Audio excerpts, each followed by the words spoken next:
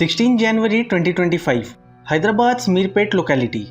35-year-old Madhvi left her home in the evening after a heated argument with her husband Gurumurthy. Gurumurthy assumed that she must have left for her parents' home and would return soon after her anger cooled off. But things went upside down when he found out that she never reached her parents' home and it was already 2 days since she left. A missing complaint was filed with the police, and when the investigation started, it unraveled the brutal murder of Madhvi, which was done in such a heinous way that even the forensic experts could not recover a single bit of her body. In fact, when you'll learn about the killer and the place of murder, you'll start questioning your own sanity. So without any delays, let's dive deep into the full case study. I am Sam and you're watching Crime Stories by Sam.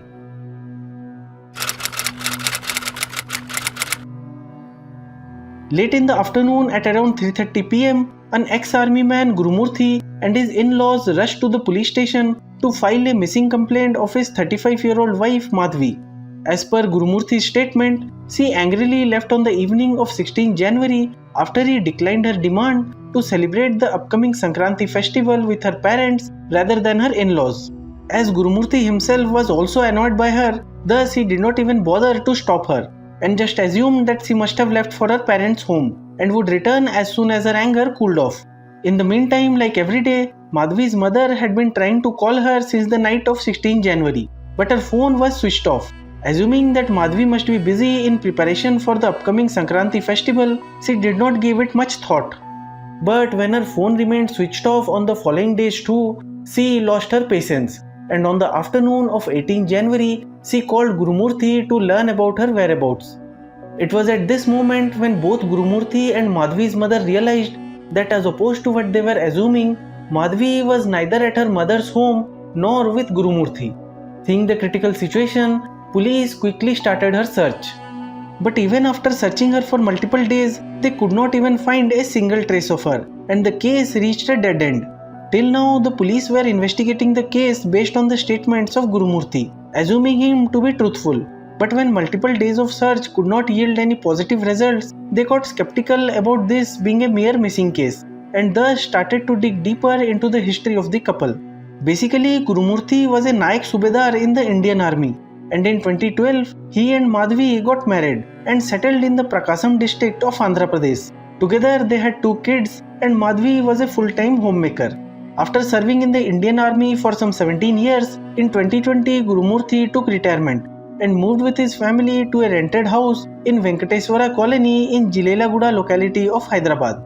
As they have been living in this place for 5 years, police decided to interrogate the neighbors to get some more info about the couple. However, due to the upcoming Sankranti festival, most of the residents of the neighborhood were on holidays at their native places. And the ones that were still there, oddly enough, even after all these years, had little to no knowledge about the couple. In fact, they did not even know that Madhvi was missing. Everyone stated that the couple mostly kept to themselves only. Even their kids never used to play with other colony kids. The police were a bit taken aback by this reserved behavior of the couple. But these were just minor inconveniences. The real mind-boggling stuff was about to be revealed. While interrogating the neighbors, police noticed a CCTV camera on one of the homes that focused directly on the house of Gurumurthy. When they scanned its footage, they saw both Gurumurthy and Madhvi entering the house on the night of 15th January. But surprisingly, on the following days, Madhvi was never seen going out of the home, and their home had only one door for both entry and exit. By this, police figured out that whatever has happened to Madhvi has happened inside the house only, and Gurumurthy had been misleading them all this time. Therefore, now he has become the prime suspect of this case. Thus, police arrested Gurumurthy and started interrogating him. But initially, he again tried to mislead them. Then, police showed the CCTV footage to him, after which he finally confessed his crime and revealed the truth. But it was not just an ordinary confession. It felt like the devil was himself speaking through his mouth. Basically, since the morning of 16 January, Madhvi was constantly demanding Gurumurthy to celebrate the Sankranti festival at her mother's home. But he wanted to celebrate the festival at her sister Sujata's home. All this was in line with what he said to the police earlier. But from here on, things turned really dark. Their argument slowly escalated, and it reached a point where Madhvi pulled out her Mangalsutra from her neck and threw it on Gurumurthy's face. Gurumurthy, who was already very angry, took this as an attack on his ego and lost his self-control. And in a fit of rage, he grabbed Madhvi by her neck and smashed her head on the wall, which made her fall unconscious on the floor. But she was still breathing, seeing which Gurumurthy strangled her neck with his own hands until she was completely lifeless. After some time, when he regained his senses and realized the wrong he had done, he started panicking. His two kids who were at her sister's home would return by the night. Thus, he had to dispose of the body quickly and in a manner that it never gets found. Because as per Indian laws, without a dead body, it is impossible to prove a murder. While he was thinking of ways to dispose of the body, he recalls a scene from the Malayalam movie Sushmadarshini, where the lead character kills his sister, dissolves her body with chemicals and then flushes it in the toilet. Gurumurthy decided to replicate the same with Madhvi's body, but neither he knew the name of the chemicals nor he had the means to acquire it. Therefore, he started searching on internet about regular household stuff that could be used to dissolve the body. And finally, after hours of searching, he got a solution. He dragged Madhvi's body into the washroom and removed all her clothes. And using the kitchen knife, he first cut the body into 4 parts and then chopped them into multiple tiny pieces. Then he took all those pieces to the kitchen and boiled some of those pieces using water heater. And for others, he roasted them directly on the stove. By now, Gurumurthy was no longer a human. He was a projection of the devil himself, because no normal man could even imagine doing such a thing with anyone, let alone with someone whom they had spent so many years of their life.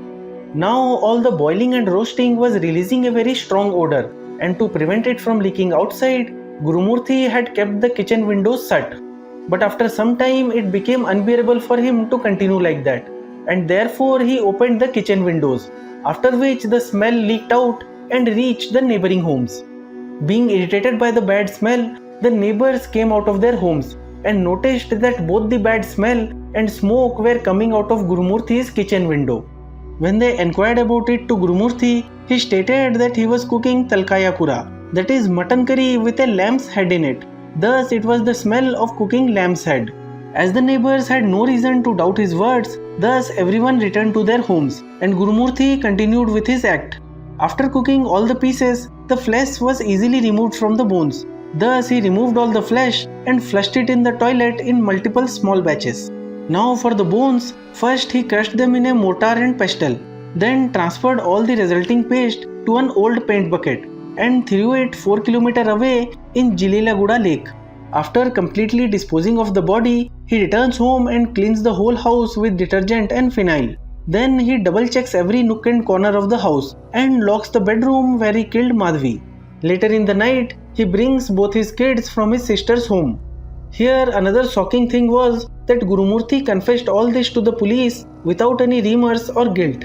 After his confession, police conducted a forensic scan of the house, where they were able to collect some blood samples from the bathroom, along with 16 other physical evidences like a knife, stove, bucket, etc.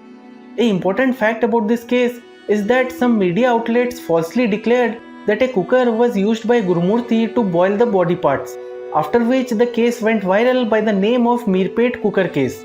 But as per the police, a cooker was not even in the list of 16 physical evidences they collected.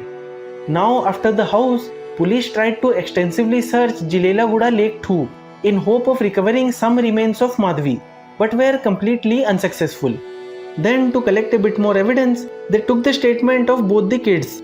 As per the kids, when they entered the house, they found this weird smell all over the place, and their mother was nowhere to be found. When they inquired about their mother, Gurumurthy stated that Madhvi went to one of her friend's home and would stay there for some days.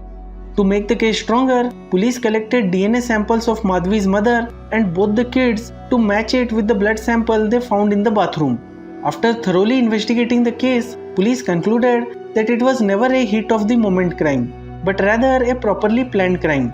They said that Gurumurthy deliberately chose the time of Sankranti as most of the neighbors and his landlord were at their native places due to holidays. Plus, he sent both his kids to his sister's home on 14 January, that is 2 days before the incident, to make sure that it was only Madhvi and him alone in the house.